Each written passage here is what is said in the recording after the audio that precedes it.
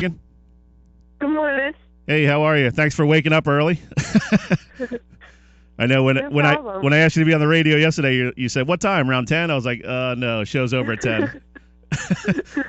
And Coach Scott Yeah, Benson was like, no, she'll be up at myself 8:30.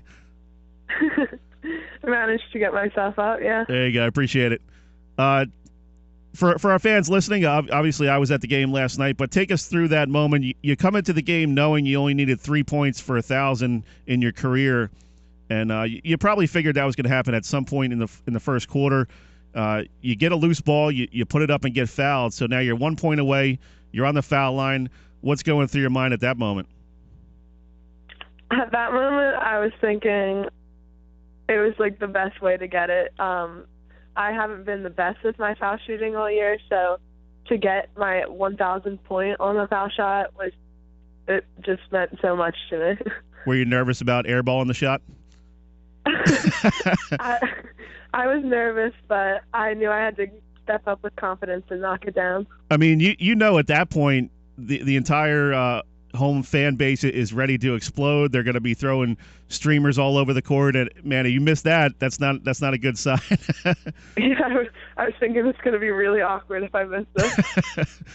But you drained it, and you got your 1,000th point. What was your reaction to the fan response? I mean, they're throwing streamers all over the floor. You know, your parents come out and give you a big hug. That must have been a great moment for you. Yeah, it felt really good. I mean, I was there as a freshman when Alex Waring scored her 1,000th point. So it was like coming back and having it, like, for me, it was really awesome. Actually, our producer is Cole Waring, Alex's brother. Oh, yeah. Take us through your career a little bit. You know, you said, when you were a freshman, you saw Alex Waring score her 1,000th point. Did you ever think you could be that kind of player? Literally that night, everyone was like, "Oh, Megan, you're next," and I was like, "Nah, I don't think so."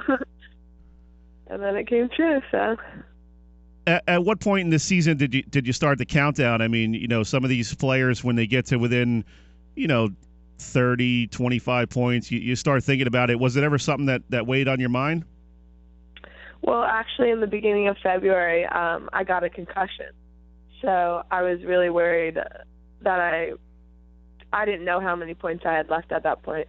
So I was really worried I wouldn't have enough time to come back, be healed from my concussion, and then be able to score it. So did Coach Betson keep it a secret from you how many points you needed? At that point, he let me know. I think it was like around 30. So I think he wanted to make me feel a little better. Well, I guess it's great when you go into a game knowing you only need 3 points, because that's pretty much an easy target to hit. Sometimes kids are, maybe 19, 22 points away, and you don't know if you can score that many in a game. But you had to know, okay, this is going to be the game to get it. And what a great atmosphere, senior night, a Friday night game against Atlantic City, who's a great rivalry for you guys. And talk about that night a little bit. You kind of got everything you wanted. You got senior night, you got your 1,000th point, and you got the win. Yeah, it was awesome to get my 1,000th point right in the beginning, too. So then we could just all focus on getting that win and finishing the game. I know all my teammates were like, "Oh, we're going to pass it to you, like, right away. If you have the layup, like, don't look to get me to score. Just let's play. Let's get the win." Like, they were all just really excited.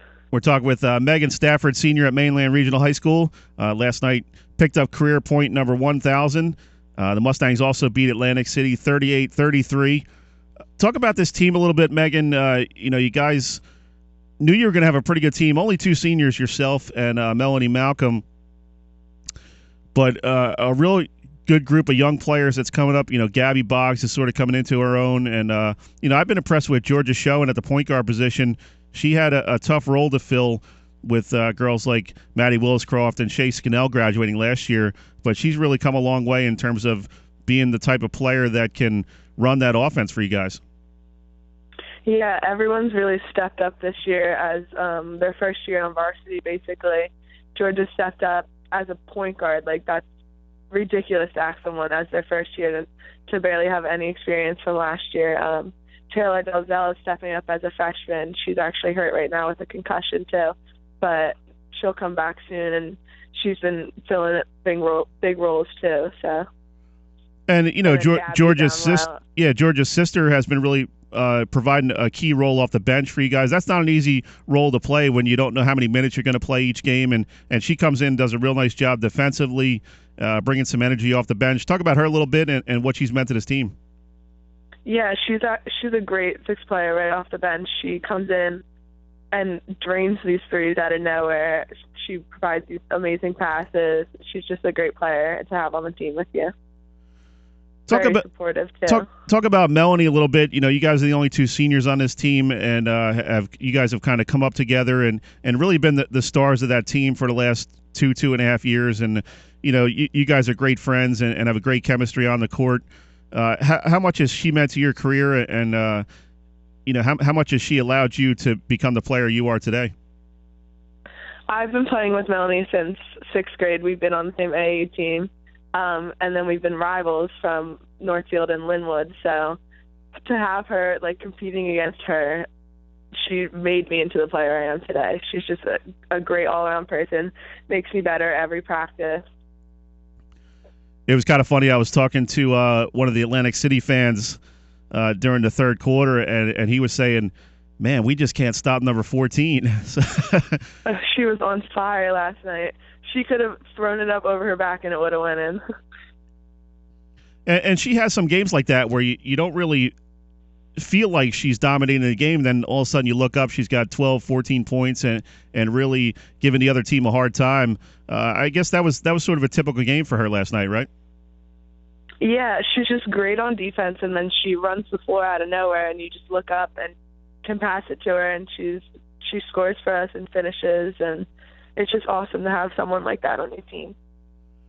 Where do you feel like this team is at right now? I mean, you're going into Monday as the number 5 seed in the Cape Atlantic League tournament, going up against Holy Spirit, which is a team that's given you guys some trouble over the last couple of years. Obviously, that's going to be a tough matchup for you guys.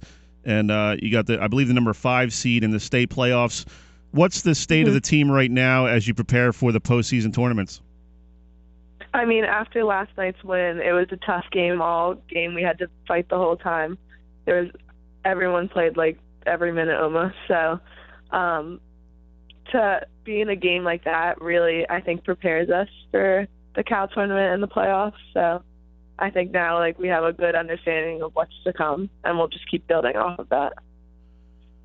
What's it like when you're on the floor playing and you look over in the stands and you see a giant fathead of yourself? Well, we walked into the gym to warm up and we saw him. We were like, oh, my God. Does it make you feel famous? Yeah. Real quick before we let you go here, you against Malcolm in a game 1-on-1 up to 11. Who wins that game? I don't think I can answer that.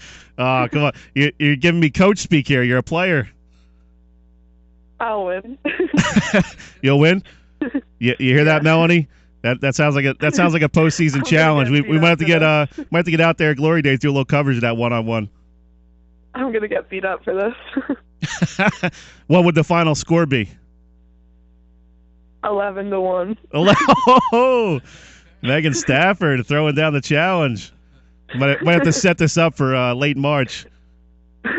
Get some of those crazy corral crazies out there and do a little 1-on-1. That'd be fun. All right, Megan, thanks for joining us. Appreciate it. Had a lot of fun here in this interview, and good luck the rest of the way. Thank you. All right, enjoy the rest of the weekend. Thanks. Bye. That was Megan Stafford from Mainland Regional High School.